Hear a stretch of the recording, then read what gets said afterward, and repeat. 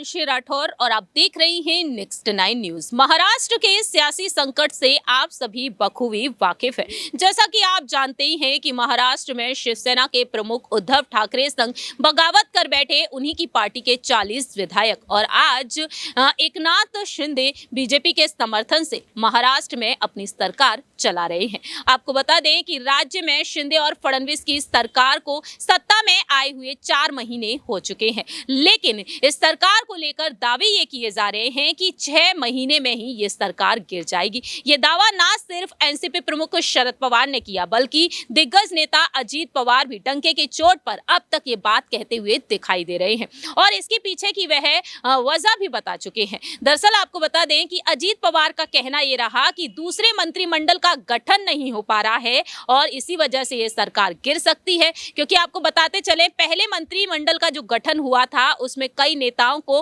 बड़ा पद तक नहीं दिया गया था और इसी वजह से कहीं ना कहीं यहां पर शिंदे गुट और बीजेपी में रार पड़ती हुई दिखाई दे रही है। वहीं दूसरी ही तरफ यहां पर शिंदे गुट में जो बिखराव देखने को मिल रहा है वो अब यहां पर जग जाहिर होता हुआ नजर आ रहा है, जिसे देखते हुए ना सिर्फ यहां पर आदित्य ठाकरे अपनी बात रखते हुए दिखाई दे रहे हैं, बल्कि दूसरी ही तरफ यहां पर सुप्रिया सुले हैं, अजीत पवार हैं और साथ ही साथ यहाँ पर महिला नेता सुषमा अंधारे भी हैं, जो विपक्ष पर लगातार निशाने साधते हुए दिखाई दे रहे हैं। इस वक्त महाराष्ट्र की सियासत में चर्चा का विषय बने हुए हैं शिंदे गुट के विधायक सुहास कांदे, जिनको लेकर दावा किया गया सुषमा अंधारे की तरफ से सुहास कांदे कहीं ना कहीं मातोश्री की तरफ वापसी कर सकते हैं, क्योंकि वह नाराज चल रहे हैं। इसके अलावा यहाँ पर उन्होंने और भी अन्य नेताओं को लेकर दावा किया बीते कुछ दिनों पहले ही। सुहास कांदे पर अगर गौर किया जाए तो उनकी नाराजगी दिन पर दिन बढ़ती ही जा रही है। आपको बताते चले कि हाल ही में नासिक दौरे पर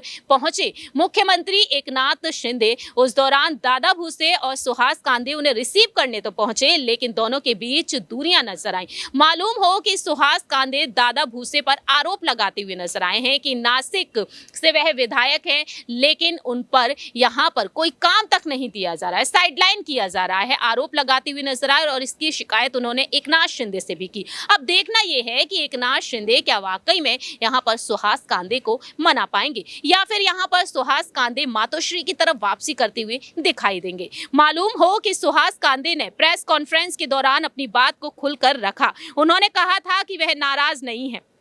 पूरी प्रेस कॉन्फ्रेंस में मुख्यमंत्री एकनाथ शिंदे के करीबी मंत्री दादा भूसे के खिलाफ अपनी नाराजगी को उन्होंने जाहिर किया। नासिक जिले में होने वाली पार्टी मीटिंग में उन्हें बुलाया नहीं जाता। शहर में शिंदे गुट की कार्यकारिणी बनाई जाती है, पदाधिकारियों को निर्वाचित किया जाता है, लेकिन इस बार भी उन्हें कोई सूचना नहीं दी जाती है। सुहास कांदे नासिक जिले में एकनाथ शिंदे की बगावत के दौर के पहले सिपाही थे, जिन्होंने खुलकर उद्धव ठाकरे के खिलाफ एकनाथ शिंदे का झंडा बुलंद किया था और सुहास कांदे अब यहाँ पर एकनाथ शिंदे से नाराजगी जाहिर करते हुए दिखाई दे रहे हैं, शिकायत करते हुए नजर आ रहे हैं। उन्होंने कहा था कि मुझे जिले में होने वाली पार्टी की मीटिंग में बुलाया तक नहीं जाता है, जैसा कि हमने आपको बताया ही। अब देखना यह होगा कि आखिरकार सुहास कांदे को एकनाथ शिंदे किस तरीके से मनाते हैं, या फिर यहाँ पर जिस तरीके से संजय राउत ने कहा था कि हर एक गुट में एक शिंदे होता ही है, तो क्या यहाँ पर शिंदे की तरह यहाँ पर सुहास कांदे के बगावती सुर देखने को मिलेंगे? क्या यहाँ पर उद्धव ठाकरे और रश्मि ठाकरे कामयाब हो पाएंगे? क्या वाकई में यहाँ पर रश्मि ठाकरे की तरफ सुहास कांदे का रुख देखने को मिलेगा? खैर, ये तो वक्त के साथ ही पता चलेगा, लेकिन आपकी इस पर क्या राय है ये आप बता सकते हैं कॉमेंट सेक्शन में। दूसरी ही तरफ 29 नवंबर के दिन 16 विधायकों की अयोग्यता पर सुप्रीम कोर्ट भी अपना फैसला सुनाने वाला है। देखना दिलचस्प होगा कि क्या इन तमाम विवादों के बीच एकनाथ शिंदे मुसीबतों का सामना किस तरीके से करेंगे, ये वक्त के साथ साथ ही पता चलेगा। हमारी इस रिपोर्ट में इतना ही। बाकी के तमाम अपडेट्स के लिए आप देखते रहिए नेक्स्ट 9 न्यूज़।